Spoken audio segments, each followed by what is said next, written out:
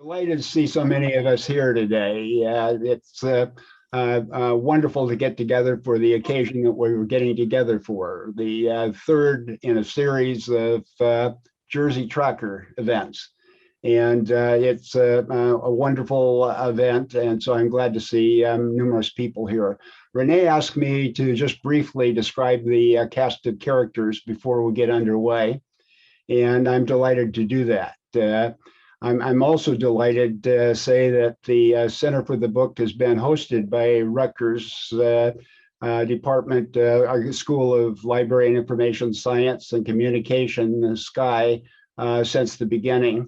And Renee's been part of it since the beginning.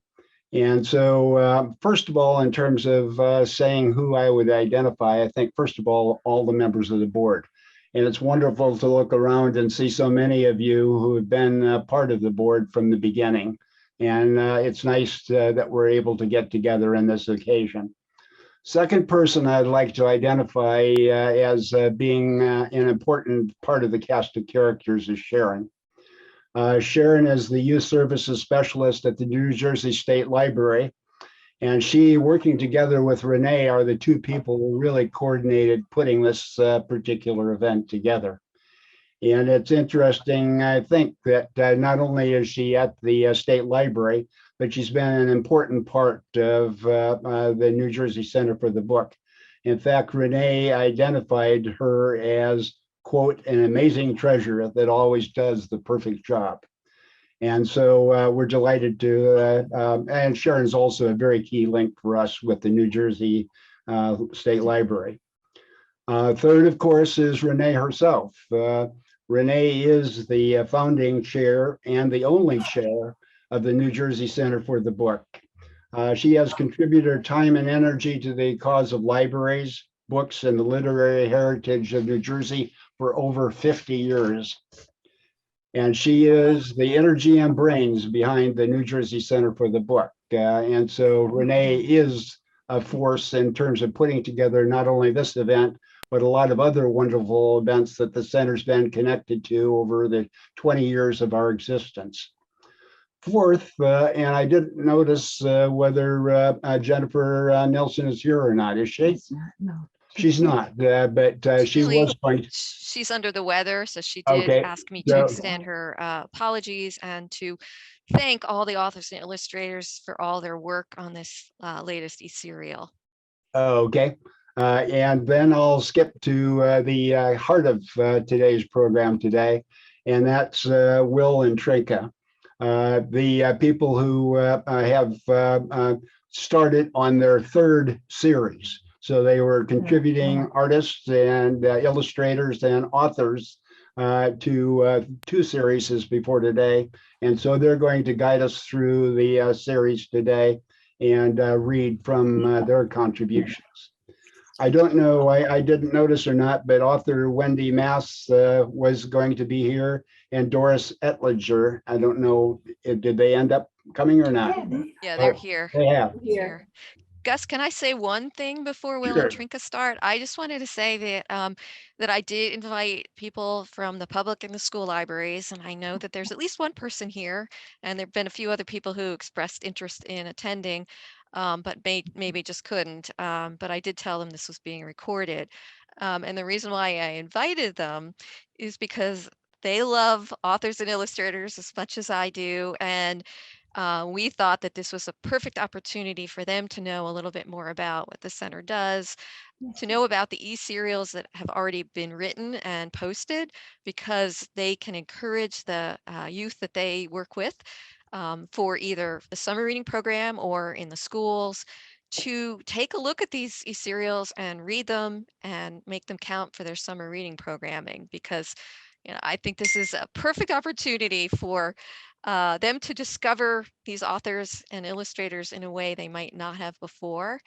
And since a lot of libraries are actually counting minutes read and not numbers of books, this is just an easy way for them to say, I read for 5 minutes, chapter 1 didn't take long, and then they'll be so interested in the next chapter that they won't be able to wait for it. So this is the reason why I hope that a few of them will be here, and that when I share the link, they'll be very excited to then share the ebook serial with all the folks that they work with.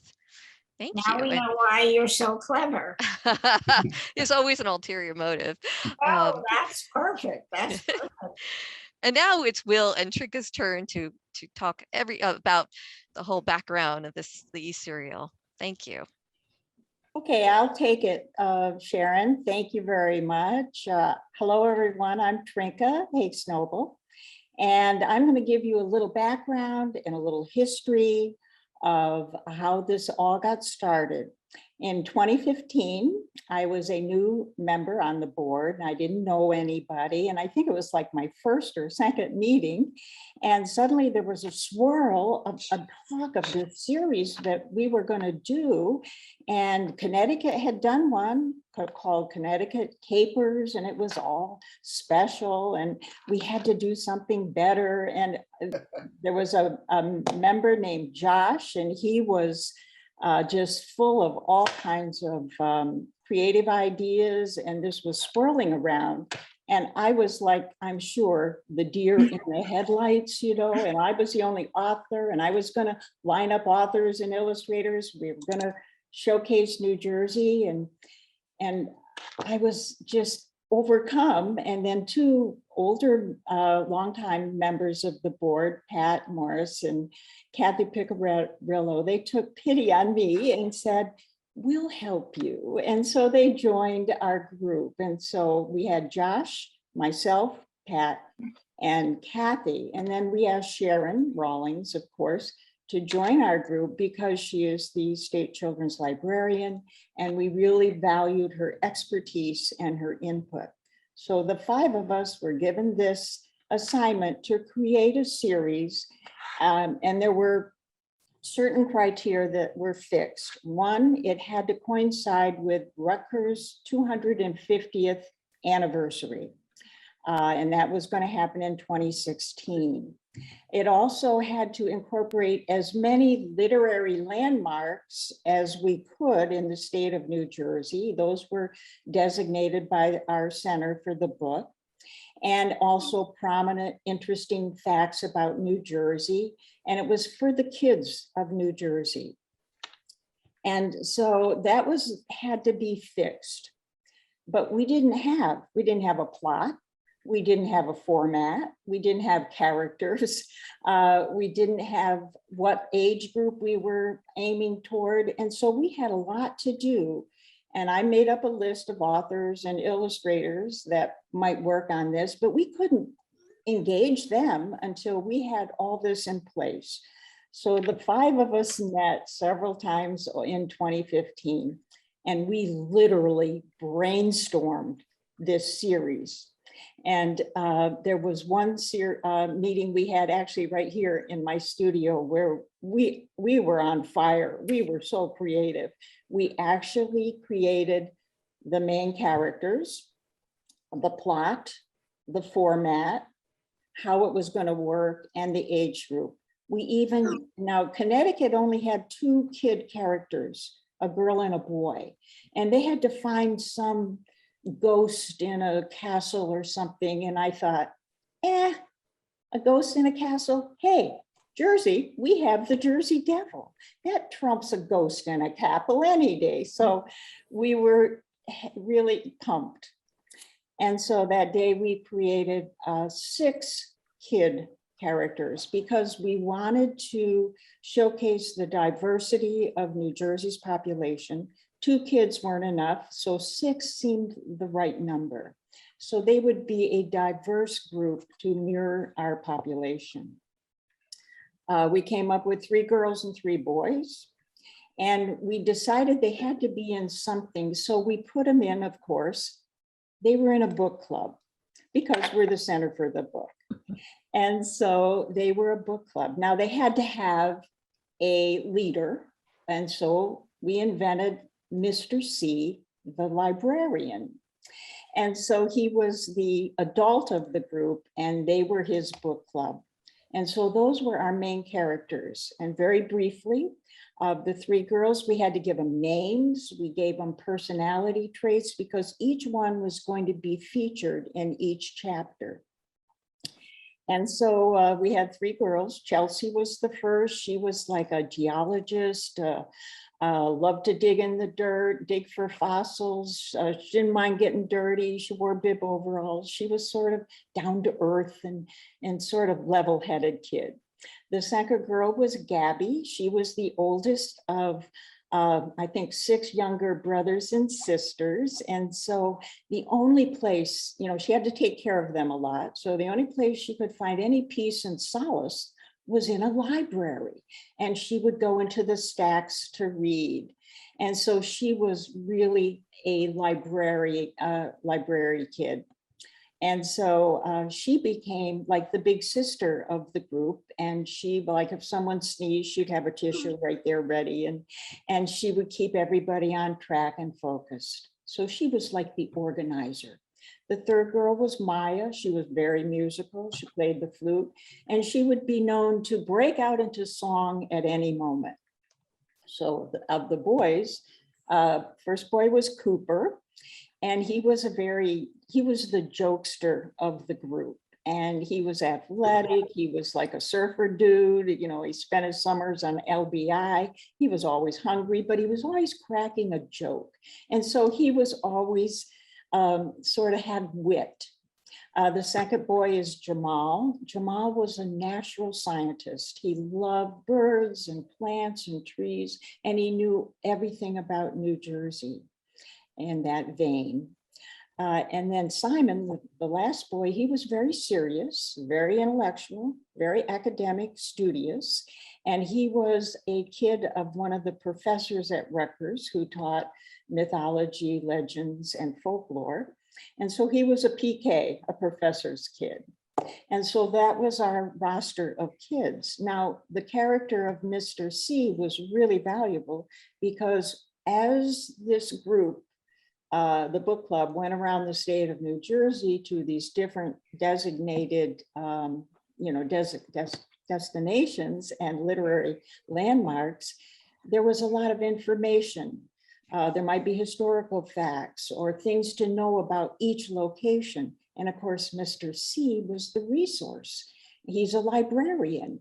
And so if any facts needed to be written about, they could always come naturally right through Mr. C. In fact, the very best line of the whole first series was in chapter 3, after Mr. C had told the group about the public library in Paterson, which is original Carnegie Library, and I believe one of the oldest still operating libraries in the United States. Is that right? Somebody shook their head. Yes, thank you. Yes, that is right. And so Mr. C had explained the significance of the Paterson Public Library, who designed it, and all of this information. And one of the kids, I think it was Gabby, said, "Mr. C, you're a genius." And Mr. C smiled and he said, "No, I'm a librarian." And so that sort of says it all right there. The best line of the first series. And so we had our characters, we had a plot, we had a format, but yet these kids, the Mr. C, they had to travel around the state to these different places. And so we created, how are they going to travel, you know? And so we created a bookmobile, which made perfect sense. The book club would travel in this bookmobile, and Mr. C had this sort of funky bookmobile. Maybe it was his old VW bus, you know, that he had in college, or he fashioned it into a bookmobile. Now we wanted to be careful because at that time, Miss Frizzle and the Magic School Bus was extremely popular. And so that's why Mr. C is a male librarian, and that they travel in a bookmobile. Now we had all of this figured out this one really long day in my studio, but we didn't have a title. And, you know, Connecticut Capers, alliteration, it was a great title. We had to come up with something. And I actually said to my committee, no one leaves my studio till we get a great title. And so we just brainstormed and kicked it around for some time. And we suddenly came to the conclusion that what are these kids doing? Well, they're tracking the Jersey Devil, which is part of the plot, around the state of New Jersey. And so they became known the Trackers. And we dropped the word new and called them just the Jersey Trackers, because in our state, you know, we say the Jersey Shore, brown-eyed Jersey girl, the Jersey Devil, taking the ride over to the Jersey side, you know, it's just Jersey. So we felt that was the way to go. So our title became The Jersey Trackers and the Imagination Tree Mystery. Now, this whole series really had to be plot driven. It had to be an adventure. It had to be, you had to solve things, and we wanted to engage our age group. And we decided our age group would be like a mature second grader up through fifth. Now that's quite a range of reading ability. So we just shot right down the middle, like third, fourth grade, right in there. And so we were ready. We typed this all up in a nice form, and we started to send it out to our authors. Now, the written word always comes first. The illustration comes second. So we had to make sure the chapters were written before any illustration, or, you know, could happen. And we tried to do it like in order, so that Josh and I wrote the first chapter, which started at Liberty Science Center. And so if we had that as a format, we could send it to the next author, and they could read it to tie in their chapter and then send theirs to the next author, and so on down the line. We had 8 chapters lined up. But that always didn't happen. And sometimes they were written out of order. So the most difficult part for us as as like editors was to knitting those chapters together seamlessly. So one would sort of end and flow into the next one, but yet be a bit of a cliffhanger. Don't forget, a week goes by in between each of these readings. So we wanted to connect them enough so when you got your new chapter at school or wherever library you were reading it, you could connect a little to the one before. So the hardest part was editing to make sure they knitted together seamlessly. We gave our authors and illustrators total artistic freedom. We wanted them to bring their own genius, their own creativity to each chapter. Let them decide what the clue would be. We just gave them the characters and their location and let them take it from there, which means we had like 8 different writing styles, but somehow it all worked out and it became a cohesive series. We launched this series in, I think, March of 2016. And at that same time, besides this new venture, the board was also creating a brand new website so that it could host this series.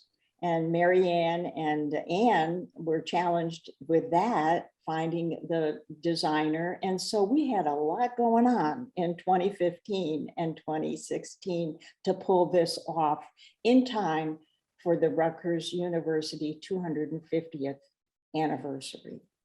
But we did it. We launched in March, early March. So 8 weeks would go by and we would coincide with probably the commencement when, if you recall, President Obama came to be the guest speaker at Rutgers. It was a big deal. So we managed to coincide with that special day at Rutgers with our plot. And of course, the Jersey Trackers came through and saved the day. So we launched in March of 2016. Now, we didn't know how it was going to be received. It was a new thing for us. But that spring, I was giving author visits in schools. And I'm going to finish with 3 feedbacks from real kids in real time. These are the 3 I thought you'd like to hear. I was at a school, I think I was in Summit, and a girl realized that I was part of this Trackers and they were reading the series at school. And she said, "Oh, Thursday it's my most favorite day of school. I can't wait to get to school on Thursday because we get a new chapter of the Jersey Trackers. And then a boy said to me, you know, I really like those Jersey Tracker kids. And I said, oh, you do? Why do you like them? And he said, because they're just like me. And that was like bingo. He felt he was actually a part of the Jersey Tracker kids. So, but the best one came from one fourth grade boy. I think I was in Westfield. And he was trying to get me to tell them what was going to happen in the next chapter. And he said, oh, please, can't you just tell us what's going to happen? We can't wait till next Thursday. And I said, no, that probably wouldn't be right. And he said, I'll give you my cookie from my lunch if you tell us. And I laughed and I said, no, I'm sorry, I really can't. And then he looked at me and he said, 2 cookies? And so I was being bribed by a fourth grader, you know, with cookies. I mean, he's a real Jersey kid, that kid. So what did that tell me? It told me that we had hit the mark, that these kids were invested, they were interested, they couldn't wait for the next installment to come along. And so there was talk on the board that maybe there would be a second one. And at that time, we were lucky enough to have Will Mara come on board as one of our board members. Now, Will is a renowned children's book author here in New Jersey, but he also has an extensive background in publishing and editing. And when he became a member of our board, he just jumped right in to the series. And so with further ado, I'm going to pass this over to Will, and he's going to keep this saga of the Jersey Trackers going. And eventually he'll introduce our brand new one. So Will, you can take it from here. Thank you, Trinka.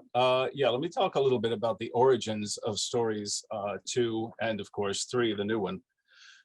Following the success of the first story, which received, you know, an unbelievably positive response, more than I think any of us even dared to hope, and following the fundamental structure that Trinka had created, this wonderful structure, this great matrix going forward, we decided we wanted to go a little bit more in the curriculum-based direction in the hope of having future stories integrated into classroom activities.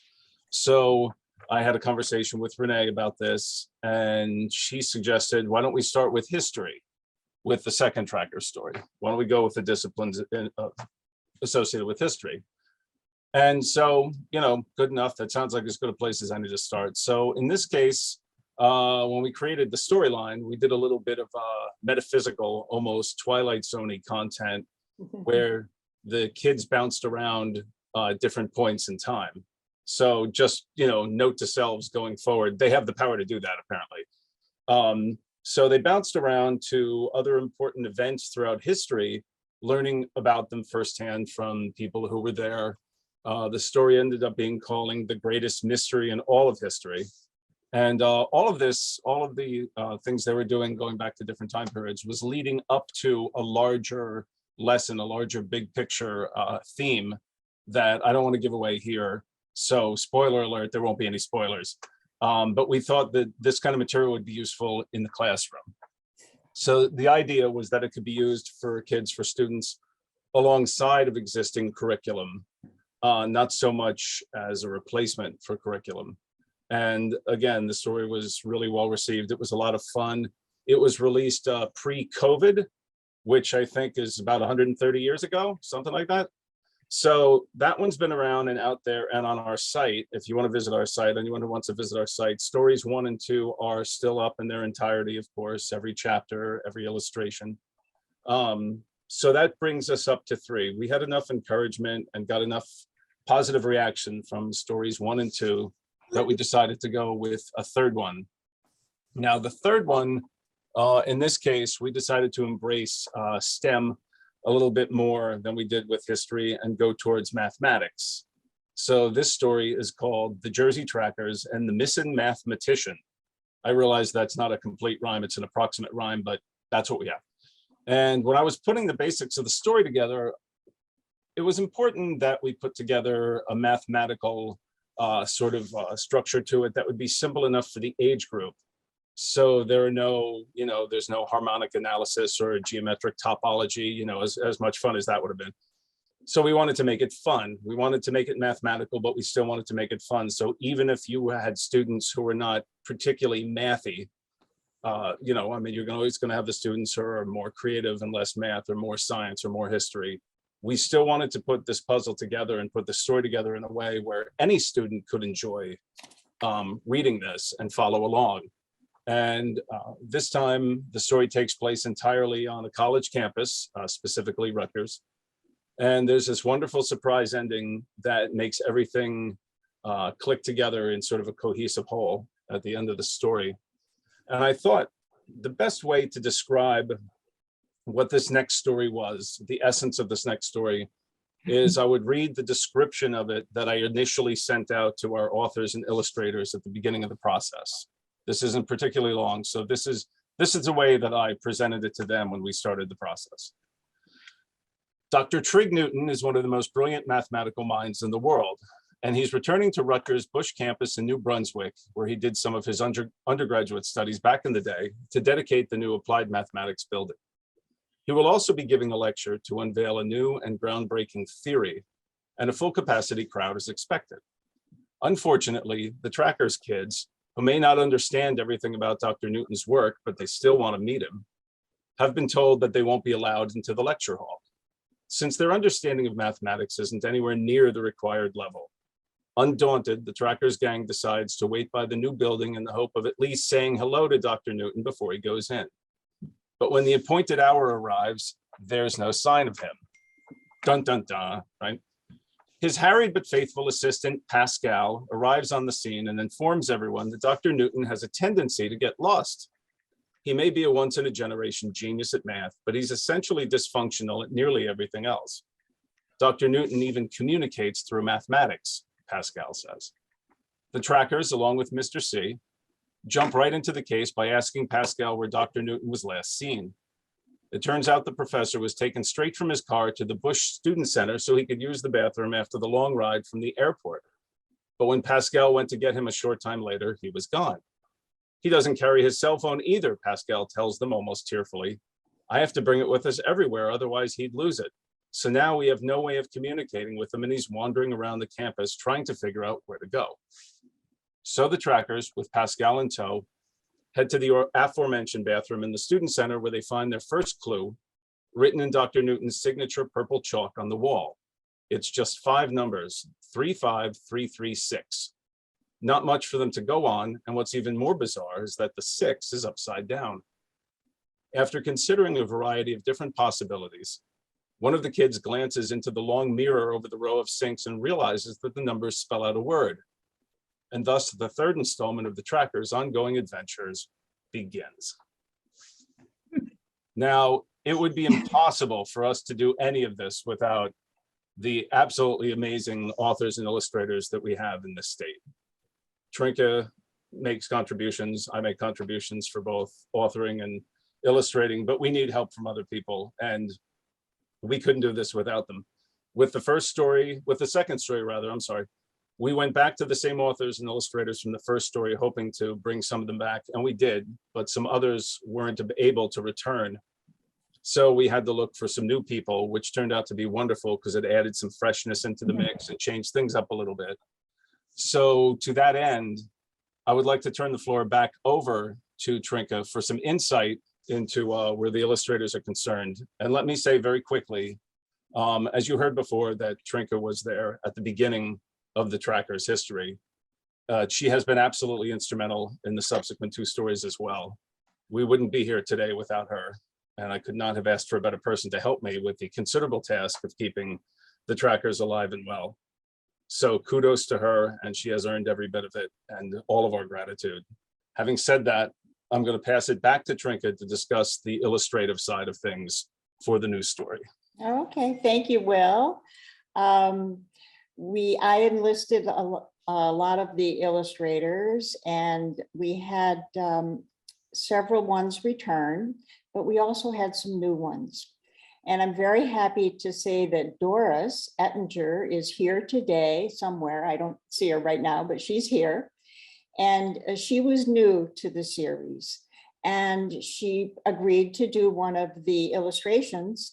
And then we had at the last minute, one of the other illustrators dropped out. And Doris, bless her heart, stepped right in, and she actually did 2 illustrations. And Doris is a well-known children's book illustrator. She's illustrated 40 books. She's also a award-winning watercolorist here in the state of New Jersey and a member of the New Jersey Watercolor Society. And she also teaches watercolor. And so I'm really happy to introduce you to Doris. And Doris, would you please tell us a little bit about yourself, your process, and your experience of illustrating for the 3rd Trackers story? Doris? Well, hello, and thank you so much for having me today. And I always enjoy working with Trinka. And we worked on 2 books together, Legend of Sea Glass and The Orange Shoes, which is very dear to my heart. And so how could I say no when she asked me to participate in the New Jersey Tracker series? And I've been focusing on fine art in the last few years. And so it's been kind of refreshing to get back into illustrating. And so I was able to tap into all the thought processes that go into it, from reading the text to imagining the children. And so I was just rifling around, looking for my original art. And so I have it here in front of me. And so this was, can I show it? Oh, yeah. Okay. So here are my 2 illustrations. And I love to draw people. I love to draw children. And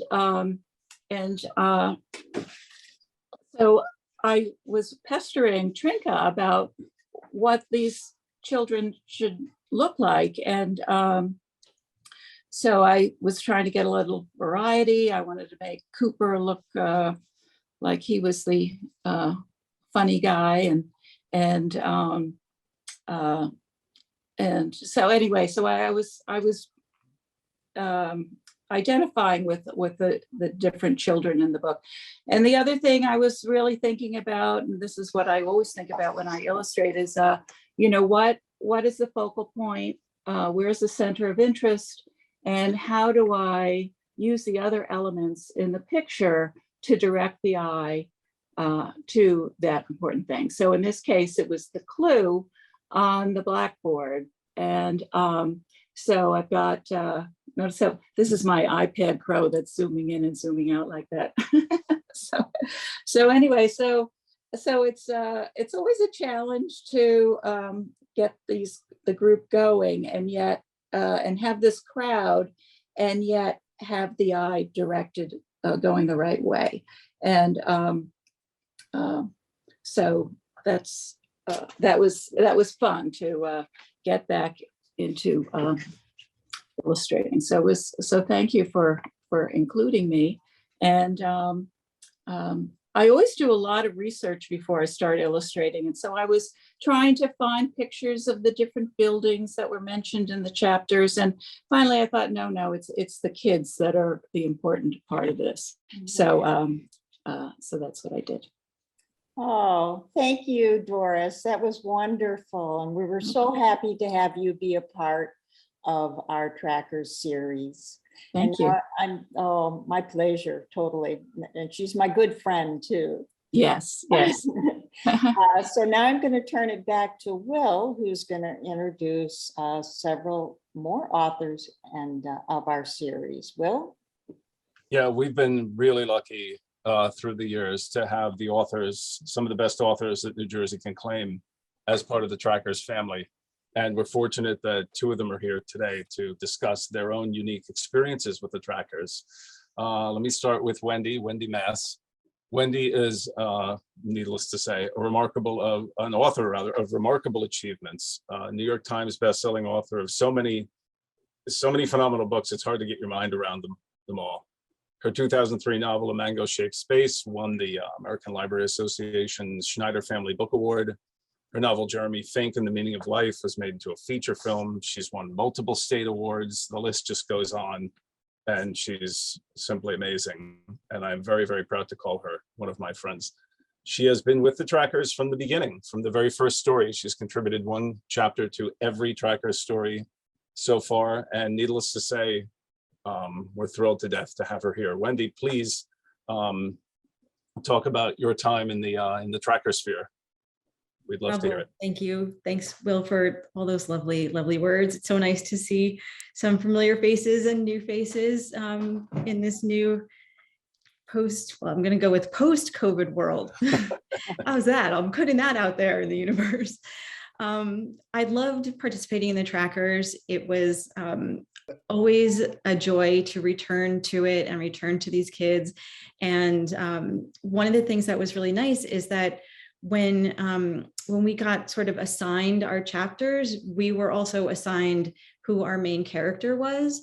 So we could kind of, funnel the story through that character. So like if I had Chelsea, who was, a lover of rocks and geology, like Trinka said before, then it was kind of an easy choice for me to send them to Sterling Mines up in Ogdensburg, which is near where I live, and just an amazing place. And I was so excited to be able to, write about it and introduce New Jersey kids from other parts of the state who might not know about it to that area, which I think is, really big.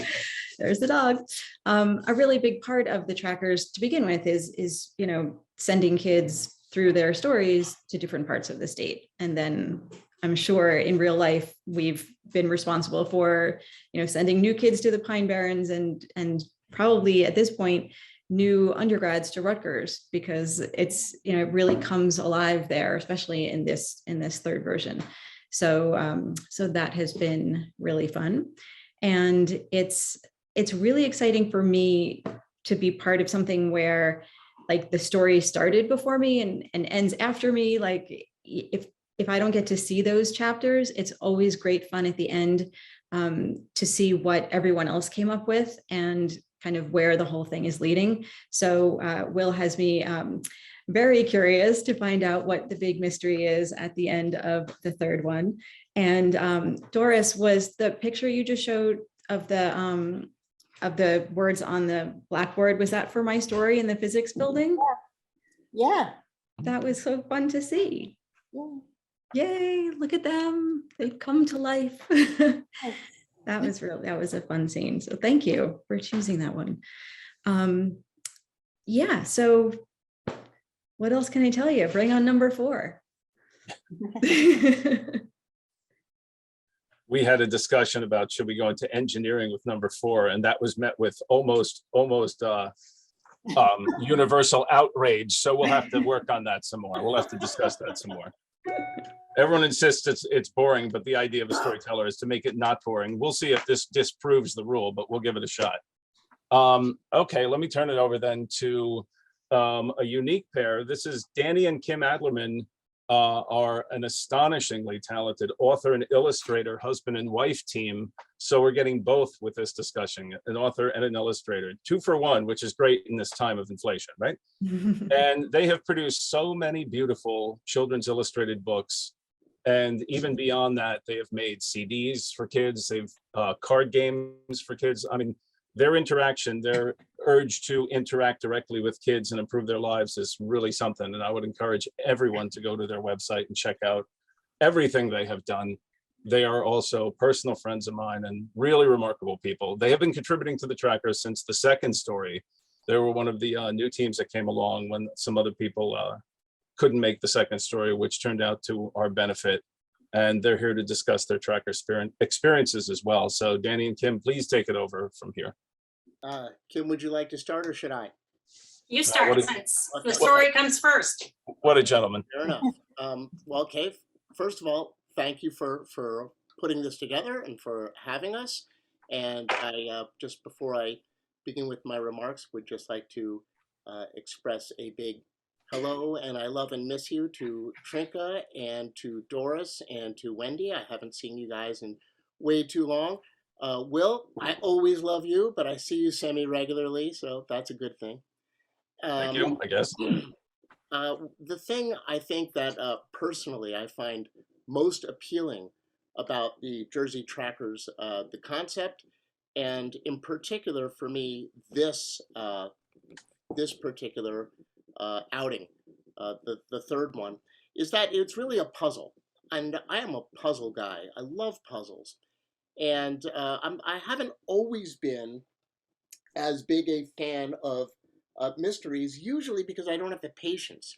But one of the beauty parts of this is, since it's a serial, and since there's so many people coming together, why you get a lot of different takes, and at the same time, the work, of course, the editorial work, which is fabulous, to make it all cohesive, is as much of a challenge and a puzzle for the editors. So thank you guys, and bless you, as it is for each individual author.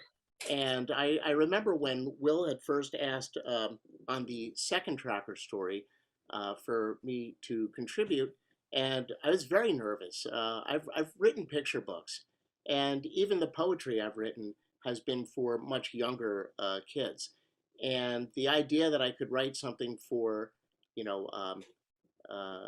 slightly older readers and even up to 5th grade to middle readers, I found daunting. And I didn't know if I could do this. So part of my own personal mystery was, how did I get into this, and how the heck am I going to get out of it?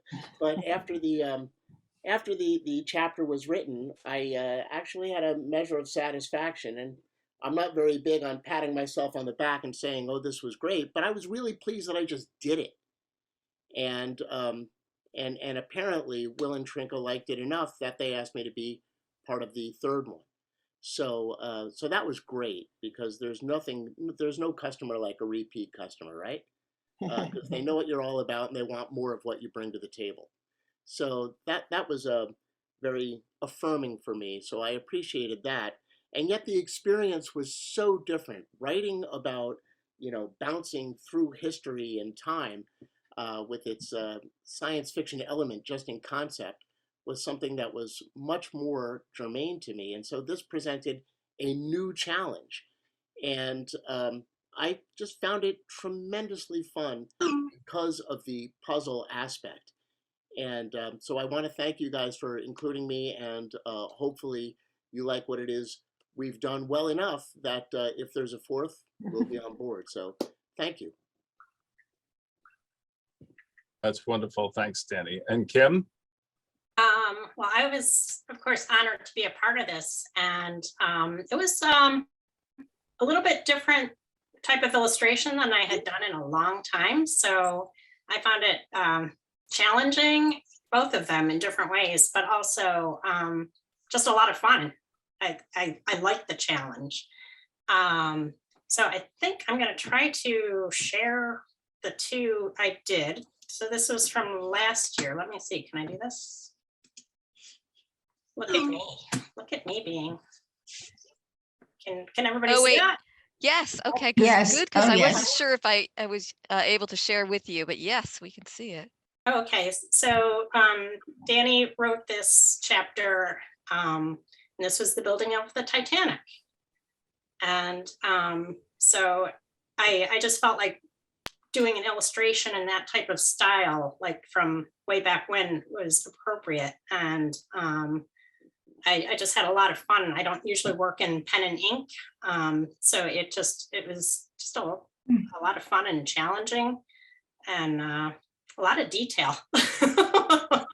I gotta say, it was not easy to do that. And let me see if I can. Yikes! How do I share?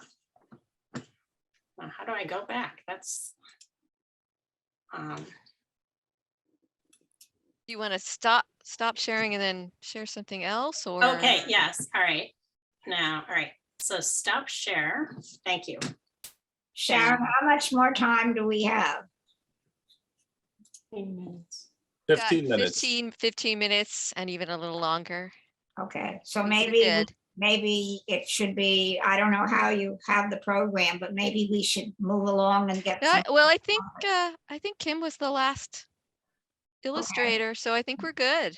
Okay, Yeah, and we can see your screen, your other illustration. Okay, oh, great. So, and I won't be long.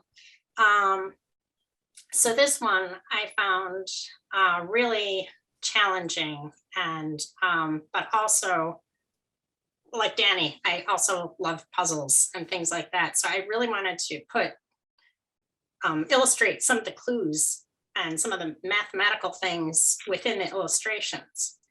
And there's a map of Rutgers in there. I used a clock. I used the calendar as part of the building. And the walkway, I used a yardstick. So I put in a lot of just, I found it really just great fun to, and this is actually the first piece I've done totally digitally, and Cool. which was challenging. If anyone is, Procreate is very popular now, and I've just had so much fun working with different layers. And so I think it's a great series, and I'm really glad to be a part of it. And like Danny said, I'm hoping for next year. So thank you. Oh, thank you for being part of it. We're genuinely appreciative of everybody who's been a part of it, and everyone who will be a part of it going forward. Okay, well, at this point, I am going to pass it over. Pass it back to Gus. I think we're going to open it up for a Q&A if anybody does have any questions. And I do want to make a real quick point. I'm looking here at the itinerary that I was sent. For anyone who doesn't know, we have recorded audio readings of the first and second tracker story, and the third one will be done before the end of the summer, probably somewhere around the middle of the summer. So that's going to be featured on the website as well, alongside 1, 2, and 3 respectively as they get released. But they have been recorded, they are finished, and we're going to include them.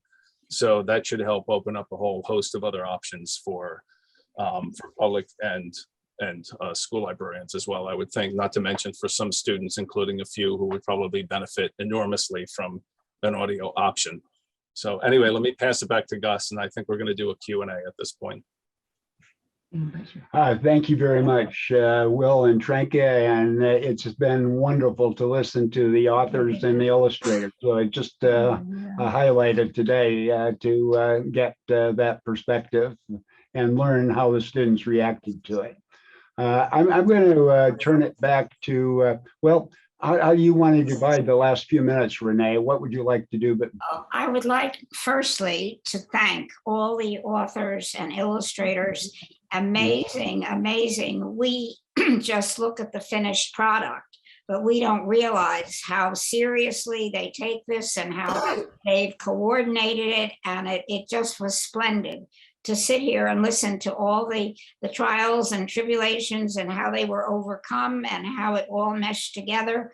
And it's amazing. I am so pleased that we decided to have a debut where we really got into the background of how this all happens. It's not just 1, 2, 3. It's been taken quite a long time of concentration and of, I guess, camaraderie and figuring it all out. And I want to thank Wilma and everyone that had in the background suggested we do this. There were many board members that thought this was a good thing.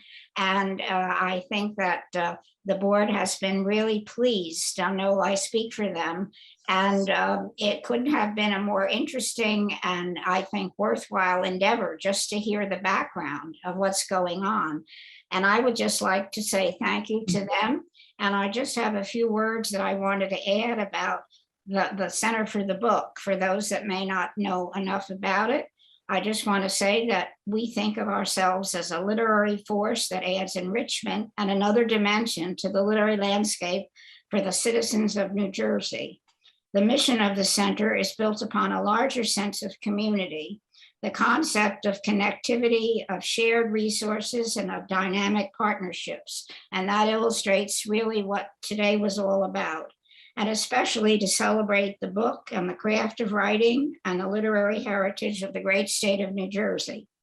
The board members include leaders in education, government, library, media studies, and advocacy, and the Rutgers School of Communication, as Gus and Betty have said, are really the home for the center. And Gus was very much in the formative stage of allowing the Center for the Book to become housed at the school. And we take great pride in being the prominent literary initiative in the state of New Jersey, and are proud of the quality of the collaborative programs and events with which the New Jersey Center for the Book has become identified. And this serial story issue is just typical of all of the work that's put in by the board members. And that means I'm looking at Mary Ann, and I'm saying how much she puts into the website and how much each one of the board people really are in the collaborative programs and events which the New Jersey Center for the Book has been identified. And we take pride in the projects that inspire children to read and to stir their imagination, open their minds to the world. Programs that underscore the power of the printed word. And really, I think today and what we have seen, how much effort is put in by all the people involved, the authors, the illustrators, the board people that are in the background that do all these different projects that are really remarkable. And I really would like to say that we are the powerful literary connection through New Jersey Center for the Book and its relationship to the Library of Congress. And I would like to say thank you to everyone that was participating in today's event. And I'm sure all of the imagination and all of the structure that comes from just listening was probably something we should be in the background listening to, because then you would really get a sense of how creative and interesting this is and how it all meshes together. And I would like to say that we're so pleased to have a third storyline chapter. And from what I hear from the authors and the illustrators, we're going to have a fourth somewhere, Will. And we'll be looking forward to that. And I also would like to say that because Sharon and I had a big discussion, we thought that this should be part of the state reading program in the summer. And that would give an exposure to the Center for the Book, and it would become more renowned in the state. And also, I think that it would be a tremendous way to increase the reading and interest of the young people in the summer. And I will also like to say that a new brochure has been printed by the Center for the Book, and it's going to be a debut in the libraries around the state. So people that don't know about us will learn. And I also like to think that we are responsible for the art of the printed word, and you people really illustrate that. So thank you so much for everybody coming. And I thank Gus for being our MC, and Betty that's waiting behind him. So that's nice too. I want to ask a question if I can. Oh, I'm done. I'm Yeah, fine. I think you still have time to do that. I think some Thank people you. might have some. I also Good. have something. As someone who likes to read the last page of the book before she begins to read the first, can you give us any clues about what we're about to see in the fourth? This is, first of all, it's marvelous to hear you talk about it. Well, Betty, do you have any cookies to bribe us with? Oh, we do actually. We have too many cookies in this house. No such thing. Sharon, if we have a second, could you give us a quick sneak peek by going to sharing your screen and going to the website? Well, I think Will can do that. I think he's already ready Yeah. to do that, right? Yes. Well, I Yeah. can give you a sneak peek of the artwork for the first chapter, but I'm sorry. Go ahead. But it is there. It's there. It's there. Yep, Yes, it's there. Good. All right. And Well then, okay. And then- the audio for the two, And show audio for the two others are there too. Okay. Then Thank it's you. live up at the website. Now it's live. The first chapter is live in its entirety, correct? I believe it's Yes. all live at this Yeah. point. Yeah. Okay. Will, right. Do you want to share? Are you going to share it? Can you show us the Yeah. banner, the Yeah. yellow banner? I mean, I Will? did put the link in the chat for anyone to go to, but it's Sure, more bear fun with to me have for 1 everybody see second. it. Yeah, Yeah. and I wanted to ask a question in the meantime, and then Go this is ahead. for Trinka, and maybe Trinka, you don't want to share this, but do you remember, or did you have a like, knowing the authors and illustrators, did you sort of know which characters would work best with each author, and sort of say, okay, you're going to do this author, this character, you're going to do this character? Is that how it worked out? I'm trying to sort of Well, remember. that's a great question. I didn't want to play favorites, because these are all good friends. But actually, Wendy, if Wendy's still here, Wendy, we gave her the Sterling Mine because apparently at the time she had some kids that her kids were going to go on a field trip to the Sterling Mine. And she was going to be like one of the class mothers. And so we thought, perfect. It couldn't get any better than that, right? And so, yeah, we did sort of parcel out certain chapters to certain people. And Margie Palatini was part of our first series and the second one too. And she was all over the Jersey Devil. And so we made sure we gave her a really great chapter.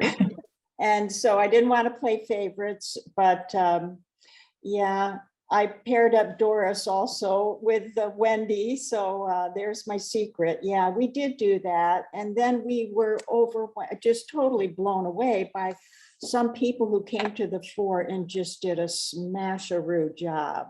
So I hope that answers that question. And I would Definitely like to does. say, I think that the question was, when will this be a debut for the public? And I think that we thought when school is out and summer reading begins in the state, it would be the same time that we would hope that this would be out and about for everyone to, take advantage of. And I think, Sharon, did you want to say anything about that? Well, I think Anne might have the answer to that question. So I'm going to let you answer it, Anne. All right, well, I will just dive in. We had understood, Marianne, correct me if I'm wrong, that if the debut was to be today, this afternoon at this lovely event. So Yes. we were pushing the web people to get it done. And I don't know, Will, were you able to bring it up? Yes, I can bring it up. If everyone would like me to share the screen, if you can bear with me for 1 second, I'll be happy to share the screen. Go for it. We're going to run out of time. Okay, here we go. So if everyone can see that, yes? There you go. Yes, that is the new page. Please take note of the URL up top, which is pretty simple, which is pretty straightforward. Jersey Trackers 2022 with Spain's. And that is the entire story from chapter 1 to chapter 9. Right. That's great. Will, can you go back to the ebook masthead and pull down the pull down menu so they can see where it's coming from? Yes, you go here. Okay, you start here. This is the beginning of your tracker's journey, right? You go to our site, you go up top to ebook. Here's the news story. Here's number 2. Here's number 1. And this is the audio versions of 1 and 2. As I said, number 3 will be done shortly, but there's the news story, number 2, number 1. Here's the audio for 1 and 2, or the links to. Well, click on that. It's wonderful. Yeah. And I forgot to thank Anne because she and Mary Ann share the responsibility for all of this. And we do. Yes, we're very fortunate. They do such a great job. And it does look a little complicated for people to find their way around. Is that just my opinion, or is that if you're a kid? They'll be able to do this. It looks easy. It's easy to them. It is easy. Okay. So here's all the audio for everything. This is the page where if you go here and then go here, it brings you to this page. Very simple. The audio for the first one, audio for the second one. Looks beautiful. Looks wonderful. Yeah. And again, the third one will be up soon. We'll just click on the one of the audio because you've done a marvelous job. Right. Yes, it's really great. How about, we'll start at the start. Okay. Yeah.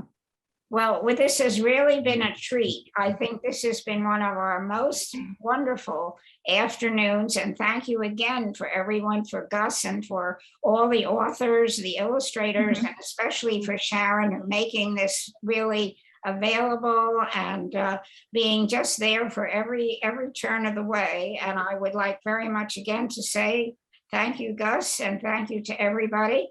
And it was a wonderful thing to have a debut for us all as a treat.